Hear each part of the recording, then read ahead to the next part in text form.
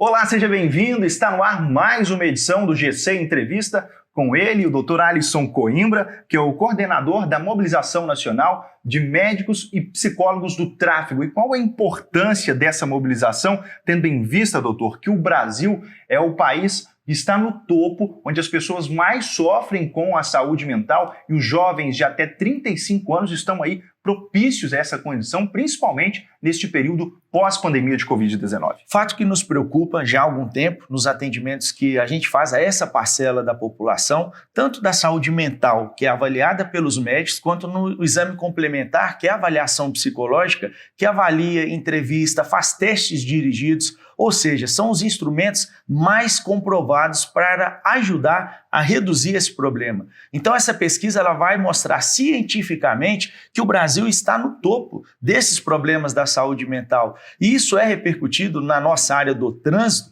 porque o trânsito foi o espaço coletivo mais afetado por ansiedade, depressão, esquizofrenia, bipolaridade. Essas pessoas estão mais agressivas e cada vez mais reativas. Então colisões simples, uma simples fechada, uma falta de sinalização, hoje, infelizmente, é um gatilho para uma facada, para um tiro, ou seja, lesões corporais graves, homicídios, estão acontecendo nesse espaço coletivo, onde é a via também de deslocamento da maioria das pessoas que não possuem CNH. Então a gente está falando de um problema de saúde pública, de uma parcela de condutores que estão afetando o restante da população. Mas, doutor Alisson Coimbra, como que essa situação pode ser alterada, tendo em vista que as pessoas como um todo estão sofrendo, né? A gente sabe disso, com transtorno de ansiedade, depressão, e no trânsito, é uma fiscalização melhor? É, de repente, um profissional qualificado para ali averiguar as condições dos condutores, os pedestres também? O que pode ser feito pelo governo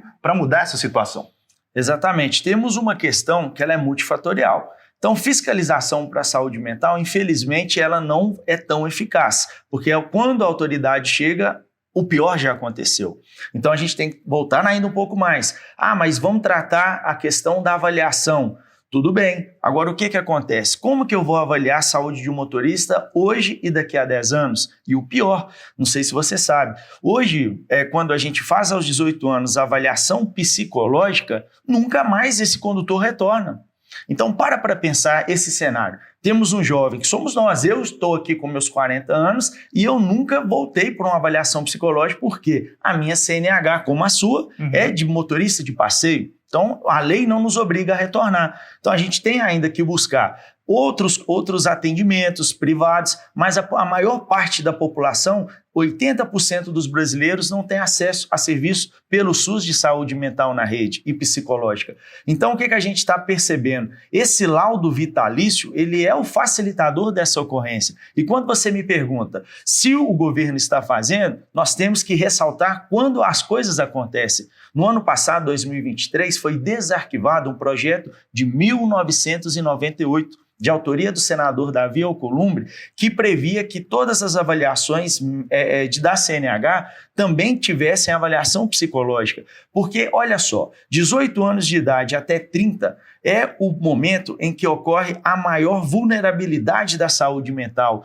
existindo períodos de grandes sintomas, como foi o que aconteceu a pandemia, como períodos de remissão. Então, aos 18 anos, quando a gente avalia esse condutor, quando a psicóloga e o psicólogo do tráfego avaliam, ele pode estar no período de tranquilo, de controle. E aí, ele precisa se inserir na sociedade, ser aceito. O que a gente quer com 18 anos, Gustavo? Ser aceito num nicho de amigos, arrumar o nosso relacionamento. Mas o que a gente tem? Nós não temos um diploma, a gente não tem uma história, uma credibilidade que vem com o tempo. Mas a ansiedade do jovem vai fazer com que ele acesse esse prestígio na direção. Então, doutor Alisson, qual a relação entre esse jovem que está com o psicológico abalado, o laudo vitalício e também os acidentes do trânsito?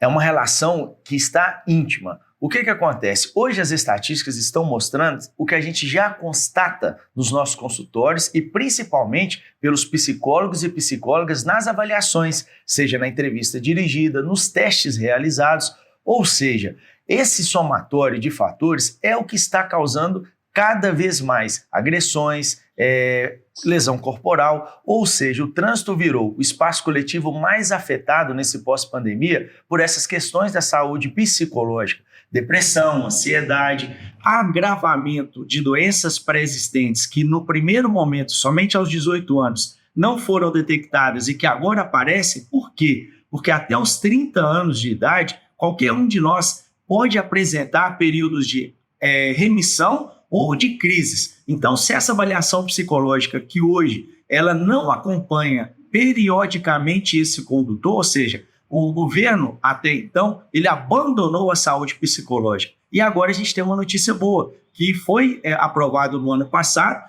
foi feito primeiramente um desarquivamento de um projeto de lei de 1998 que cuida da avaliação psicológica, e ele foi aprovado ano passado no Senado, e essa semana ele vai caminhar na Câmara dos Deputados. Qual é o objetivo? Mais uma vez, o governo está adotando o caminho certo, porque ele está seguindo as estatísticas, a ciência e principalmente o clamor popular, porque todas as outras políticas públicas foram realizadas somente para quem tem CNH, com inovações, com descontos, mas agora esse projeto ele vai assegurar, além dessa parcela, o outro restante que é maior, que são 60% de pessoas que não têm a CNH. Como que essas pessoas são protegidas?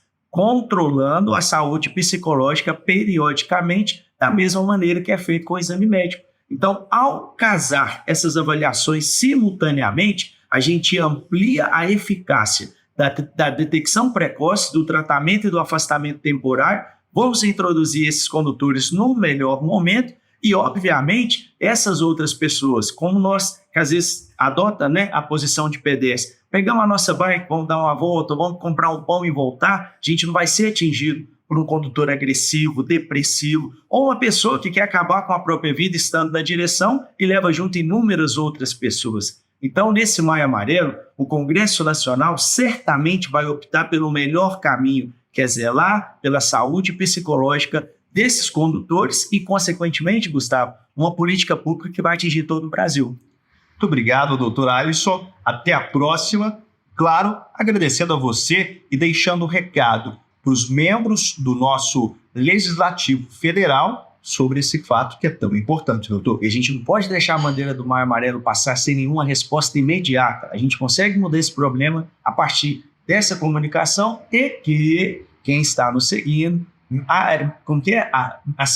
ativa o sininho, compartilha, curte. Eu ia falar diferente, senta o dedo e compartilha essa mensagem no like para todo mundo. Esse é o canal que vai salvar vidas no trânsito. Obrigado, Gustavo. Eu me agradeço. Um abraço, doutor, e até a próxima.